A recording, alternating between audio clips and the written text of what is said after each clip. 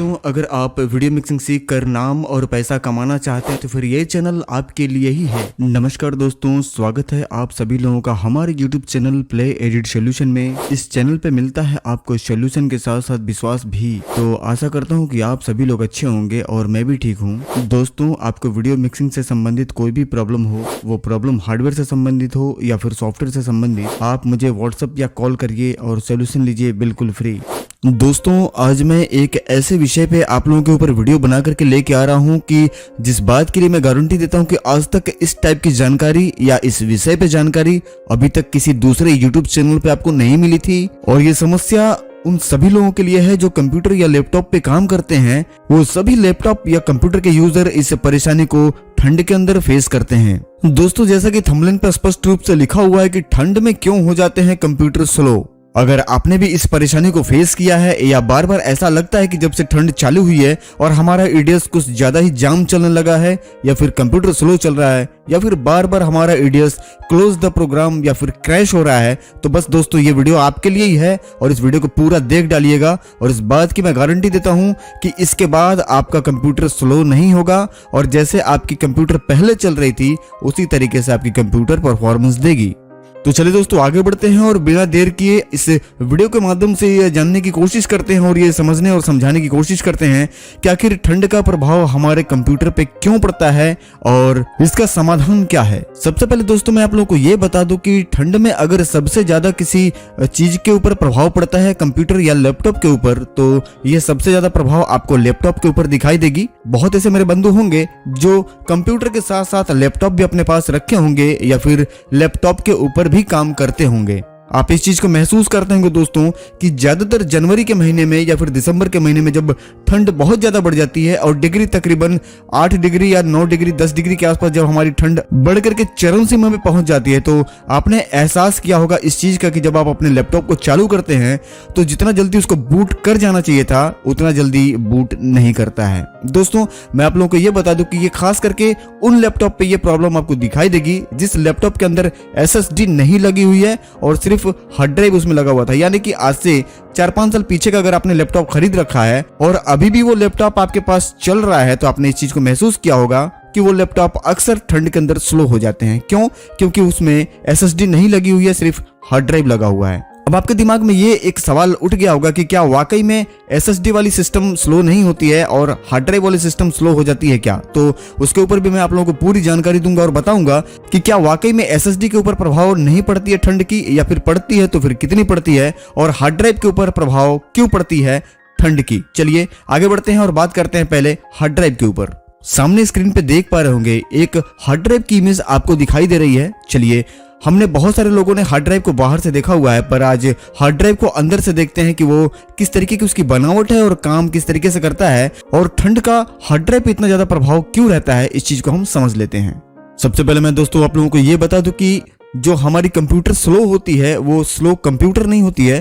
Hard drive की movement पे ठंड का प्रभाव पड़ने की वजह से हमारे सिस्टम स्लो हो जाते हैं। बता दो दोस्तों कि हमारे हार्ड ड्राइव के अंदर मूवमेंट पार्ट लगे होते हैं, जैसा कि आप यहाँ पे देख पा रहे होंगे। एक डिस्क आपको दिखाई दे रही होगी जो कि बहुत ही तेजी से इसके अंदर घूमती है, और यहाँ पे एक ये लंबा सा लगा हुआ एक ये डिवाइस आपको दिख रहा है, इसका नाम हेड है। यानी कि डेटा इसके ऊपर राइट करने का या फिर रीड करने का काम यह हेड करता है, और इसी हेड के मदद से हम किसी प्रोग्राम को या किसी फाइल को हम अपने हार्ड ड्राइव में रख सकते हैं या फिर इसी से हम उसे बाहर कॉपी कर सकते हैं। ठंड बढ़ जाने के कारण दोस्तों हार्ड ड्राइव की जो मूवमेंट की स्पीड है उस पर प्रभाव पड़ता है, और डेटा रीड या राइट करने की स्थिति में हार्ड ड्राइव से उतनी स्पीड न मिलने के कारण हमारे कंप्यूटर पे प्रभाव पड़ता है और वो हमें ऐसा लगता है कि स्लो काम कर रहा है। अब आपके दिमाग में ये सवाल उठ रहा होगा कि जहां तक आपने अक्सर सुना है कि हार्ड ड्राइव की आरपीएम तकरीबन 7200 आरपीएम के आसपास होती है, तो आपके दिमाग में ये आ रहा होगा कि क्या हमारा हार्ड ड्राइव उस समय जब ठंड बहुत ज्यादा हो उस समय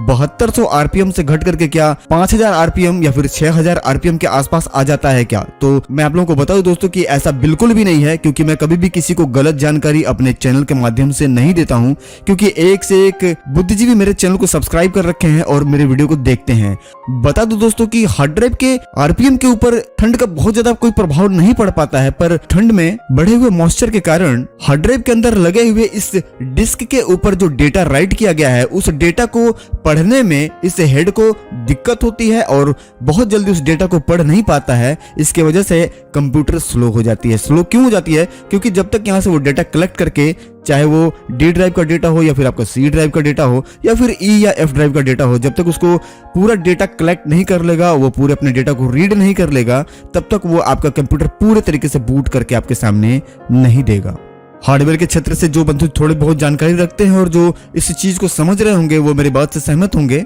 और वाकई में जो लोग सहमत हैं वो इस वीडियो के नीचे कमेंट करके जरूर बताइएगा। अब आगे बढ़ते हैं दोस्तों और इसे एक दो उदाहरण से हम समझने का प्रयास करते हैं। सबसे पहला उदाहरण दोस्तों मैं आप लोगों को ये देता हूं कि जितने भी बंधु इस वीडियो को देख रहे हैं लगभग सभी लोगों के पास बाइक जरूर होगी। आपने अक्सर देखा होगा कि बाइक को हम जब ठंड में रात भर खड़ा कर देते हैं तो सुबह स्टार्ट करते वक्त पहले किक में वो स्टार्ट नहीं होती है, जरूर थोड़ा या अधिक हमें वो बाइक परेशान जरूर करती है। मैं आपको बता दूं दोस्तों कि जिस बाइक को आप रोज चला करके खड़ा करते हैं उस बाइक को भी अगर आप सुबह स्टार्ट कर रहे हैं तो तुरंत स्टार्ट नहीं होती है। ठंड बहुत ज्यादा होने के कारण वो बाइक स्टार्ट होने में दिक्कत करती है। जहां पे आपकी बाइक एक किक में स्टार्ट होती थी वहीं पे अब उस बाइक को आपको 3 से 4 किक लगाने पड़ते हैं।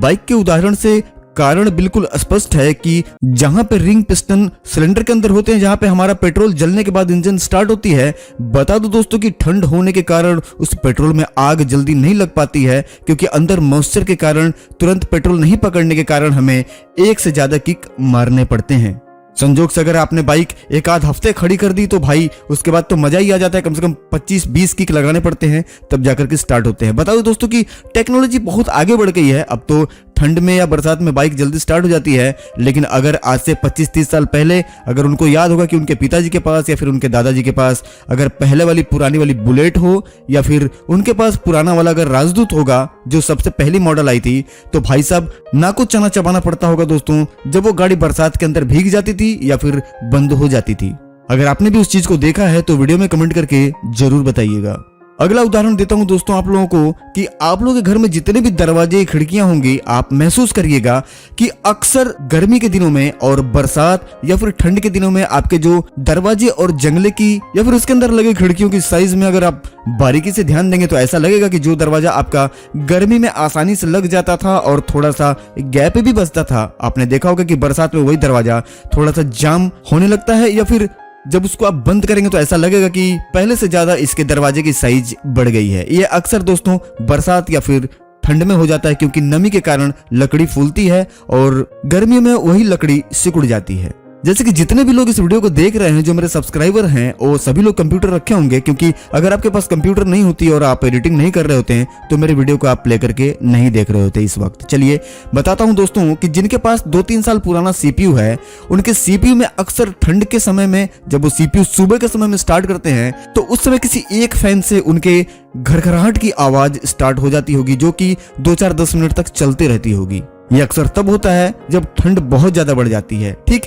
इसी तरीके की आवाज आपको जिनके पास इन्वर्टर लगी हुई है रूम के अंदर, उनको भी ये फैन के अंदर से घरघराहट की आवाज सुनाई देती होगी, खास करके ठंड के महीने में। उसी इन्वर्टर या फिर उसी सीपीयू के अंदर जब आपका मार्च या अप्रैल का महीना आ जाता है दोस्तों, और जब नॉर्मल टेम्परेचर हो जाती है तो किसी भी तरीके की कोई भी वाइब्रेट की आवाज नहीं मिलती है। कारण क्या है दोस्तों आवाज आने का, मैं आप लोगों को बता देता हूं। क्योंकि ठंड में हर चीज की साइज छोटी हो जाती है और वो सिकुड़ जाती है, और सिकुड़ने के कारण फैन के अंदर जो सॉफ्ट लगा होता है उस सॉफ्ट में नैनोमीटर में गैप आ जाता है, और वो गैप आ जाने के कारण उस फैन के अंदर वाइब्रेट होने लगता है, और फैन के अंदर जो ऑयल वगैरह पड़े होते हैं या फिर जो ग्रीस पड़े होते हैं उसके चिकनाई में रूखापन आ जाता है, और वो उतनी चिकनाई वहां पे नहीं रह जाती है जो कि उसको लुब्रिकेट कर सके और वो सही तरीके से घूम सके। जबकि वही फैन लगभग 10 मिनट चलने के बाद जब वो ऑयल वहां पे गीला हो जाता है, यानी कि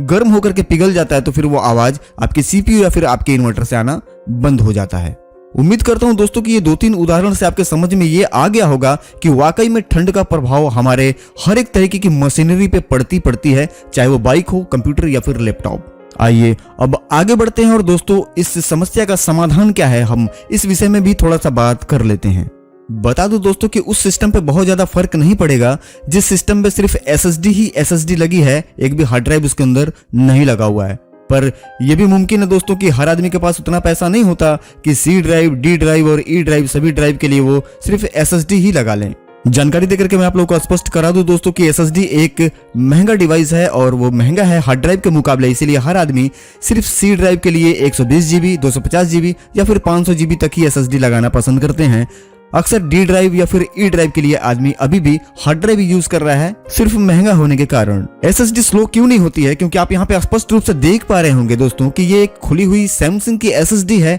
और इसके अंदर किसी भी तरीके का कोई मूवमेंट पार्ट नहीं होता है। ओनली सिर्फ इसके अंदर मेमोरी लगी होती है और मेमोरी के अंदर इसका डेटा स्टोरेज होता है और स्टोरेज मेमोरी के अंदर होने के कारण इसकी स्पीड पे प्रभाव नहीं पड़ता है। चलिए आगे बढ़ते हैं और एक आध जानकारी और ले लेते हैं SSD के बारे में। हमारे सामने इस समय दूसरा SSD खुला हुआ है जिसे हम M.2 NVMe के नाम से जानते हैं और इसके पीछे जो मैंने आपको SSD दिखाया उसे हम SATA टाइप SSD के नाम से जानते हैं। बता दो दोस्तों कि M.2 SSD के अंदर भी किसी भी तरीके का कोई मूवमेंट पार्ट नहीं होता है। इसके अंदर भी मेमोरी के अंदर ही डेटा स्टोरेज होती है, चाहे वो सी ड्राइव के लिए आप यूज कर रहे हो या फिर किसी ई ड्राइव या एफ ड्राइव के लिए, लेकिन इसके अंदर भी कोई मूवमेंट पार्ट ना होने के कारण इसकी भी स्पीड काफी अच्छी होती है और ये स्लो नहीं होती है। अगली जानकारी में आप लोगों को ये भी बता दूं दोस्तों कि पहले के मुकाबले अब SSD का प्राइस काफी कम हो गया है। अगर आप डी ड्राइव के लिए भी SSD लगा सकते हैं तो ये काफी अच्छी बात है, काफी स्पीड आपको मिल जाएगा। अगर आप डी या फिर उसके आगे के ड्राइव के लिए भी आप M.2 SSD यूज करते हैं तो दोस्तों हार्ड ड्राइव और SSD की तुलना में अब ये चीज आपके समझ में आ गया होगा कि हार्ड ड्राइव की स्पीड